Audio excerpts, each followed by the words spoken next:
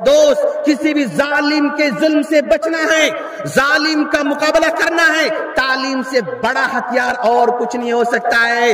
ہمیں تعلیم میں اپنے آپ کو اوپر لانا ہے۔ ہم لوگ اپنے مال و دولت کو شادی خانوں میں خرچ کر رہے ہیں، اپنی دولت کو گاڑیوں میں خرچ کر رہے ہیں، اپنی دولت کو گھروں کو سجانے میں خرچ کر رہے ہیں، اپنی دولت کو رسومات میں خرچ کر رہے ہیں، اپنی دولت کو شاپنگ میں خرچ کر رہے ہیں۔ میرے دوست یہ جو ہمارا اسراف ہے نا، اس کو تعلیم پہ خرچ کرنا ہے۔ تعلیم ہی تم کو ظالموں کے سامنے مقابلہ کرنے کی طاقت دے سکتی ہے، ایمان کے بعد، توکل کے بعد۔ اگر تعلیم حاصل نہیں کریں گے ہمارے بچے تو آگے چل کر مشکلات کا سامنا کرنا پڑے گا۔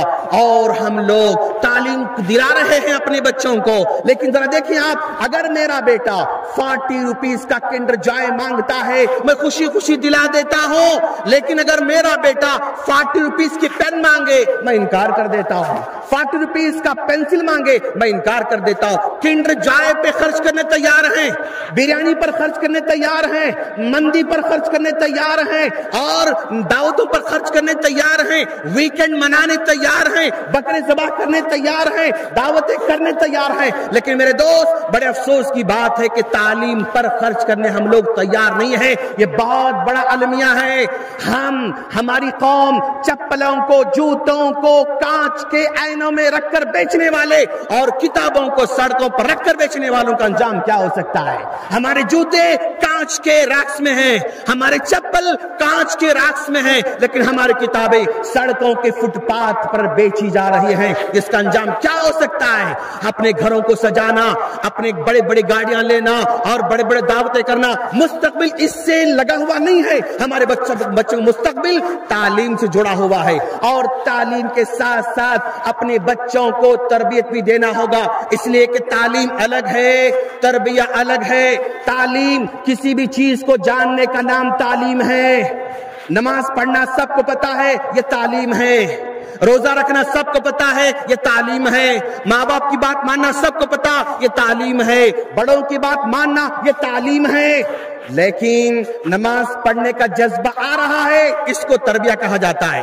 ماں باپ کی بات مانتے ہیں، اس کو تربیہ کہا جاتا ہے۔ بڑوں کی عزت کرتے ہیں، اس کو تربیہ کہا جاتا ہے۔ اب آپ غور کرو، میرے بچوں کو نماز پڑھنا معلوم ہے، لیکن اگر میرے بچے نماز نہیں پڑھ رہے ہیں تو تعلیم ہے لیکن تربیہ نہیں ہے۔ میرے بچوں کو پتا ہے ماں باپ کی بات ماننا ہے، تعلیم ہے ان کو، لیکن ماں باپ کی بات نہیں مان رہے ہیں، تو گویا میرے بچے تربیت سے محروم ہیں۔ آج تربیت پر بھی مکمل فوکس کرنا ہوگا۔ اب تک اسلامک سکولز کے ہسٹری میں دینیات کے ساتھ ساتھ تربیہ پر فوکس نہیں کیا گیا، اور تربیہ کے لیے الگ سے سلیبس نہیں بنایا گیا۔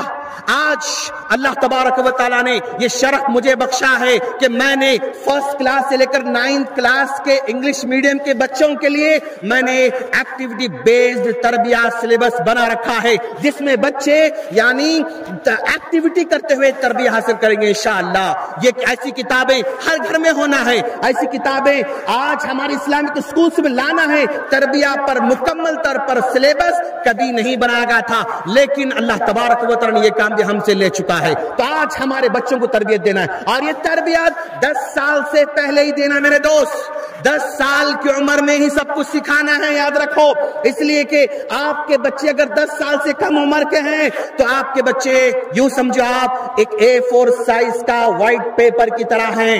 اس A4 سائز کے وائٹ پیپر پر آپ قرآن لکھ سکتے ہیں، حدیث سے لکھ سکتے ہیں، اور آداب لکھ سکتے ہیں۔ چھوڑ دو گے گالی خطبوں کو سیکھنے والے ہیں، چھوڑ دو گے چوری خطبوں کو سیکھنے والے ہیں، چھوڑ دو گے لڑائی خطبوں کو سیکھنے والے ہیں، چھوڑ دو گے بدکاری خطبوں کو سیکھنے والے ہیں۔ اگر آپ چاہتے ہیں کہ میرا بیٹا نمازی بننا، سکھانا پڑے گا۔ اگر آپ چاہتے ہیں کہ میرا بیٹا سچا بننا، سکھانا پڑے گا۔ اگر آپ چاہتے ہیں کہ میرا بیٹا اطاعت گزار بننا، سکھانا پڑے گا۔ اگر آپ چاہتے ہیں کہ میرا بیٹا ذمہ دار بننا، تو سکھانا پڑے گا۔ بغیر سکھائے ہوئے کچھ بھی آنے والا نہیں۔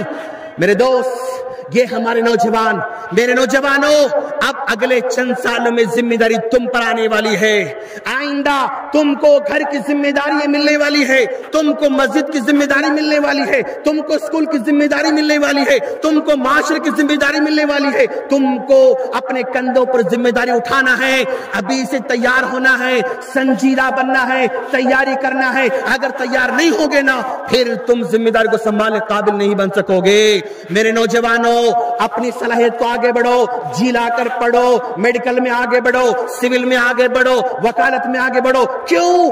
وکالت میں اگلے چند سالوں میں ہمارے لیے بڑے بڑے وکیلوں کی ضرورت پڑنے والی ہے، بڑے بڑے وکیلوں کی ضرورت پڑنے والی ہے۔ ابھی سے ہمارے بچوں کو وکیل بنانے کی ضرورت ہے۔ میرے دوست، آپ کے اندر کریٹیوٹی ہونا پیدا کرنا ہوگا، اپنے اندر کیریکٹر پیدا کرنا ہوگا۔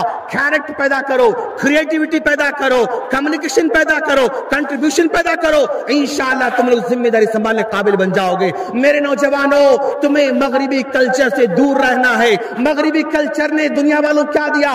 سوائے زناکاری کیا اور کیا دیا اس کلچر نے؟ سوائے شراب کیا اور کیا دیا اس کلچر نے؟ نشہ کے علاوہ اور کیا دیا کلچر نے؟ اور بینکوں کو ہیک کرنے کے علاوہ اور کیا دیا کلچر نے؟ اگر تم لوگ مغربی تہذیب کے دل دادا بنو گے تو یاد رکھنا، تم کسی کے قابل نہیں رہو گے۔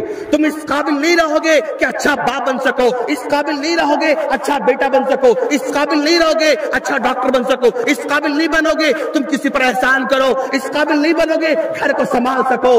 یہ مغربی تہذیب نکما بناتی ہے، مغربی تہذیب نکما بناتی ہے۔ اگر تم چاہتے ہو کہ ذمہ دار بننا ہے تو مغربی تہذیب کا اپنے کو دور رکھنا ہے۔ میرے دوستو، یہ ہے ہمارے حالات۔ ہمیں نوجوانوں کے ساتھ ساتھ آگے بڑھیں کہ دیکھو میرے دوست، مشکلات تو آنے والے ہیں، تکلیف تو آنے والی ہے، لیکن ہمیں مشکلات سے ڈرنا نہیں ہے۔